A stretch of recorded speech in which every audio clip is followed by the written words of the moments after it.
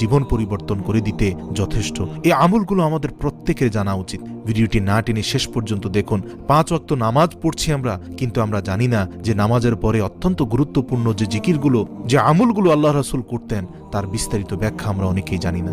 1 নম্বর, নবী করিম সাল্লাল্লাহু আলাইহি সাল্লাম ফরজ নামাজের সালাম ফিরানোর পর 3 বার দিল থেকে সহি শুদ্ধভাবে পড়তেন আস্তাগফিরুল্লাহ, আস্তাগফিরুল্লাহ, আস্তাগফিরুল্লাহ। এর অর্থ হলো আমি আল্লাহর কাছে ক্ষমা চাই। মুসলিম শরীফ 1362 নং হাদিস। এবং কোন কোন বর্ণনাতে এসেছে আল্লাহু আকবার একবার পড়তেন। 2 নম্বর হচ্ছে রাসূল সাল্লাল্লাহু আলাইহি সাল্লাম ফরজ নামাজের পর এই দোয়াটি পড়তেন, আল্লাহুম্মা আনতাস সালাম ওয়া মিনকাস সালাম তাবারাকতা ইয়া যাল জালালি ওয়াল ইকরাম।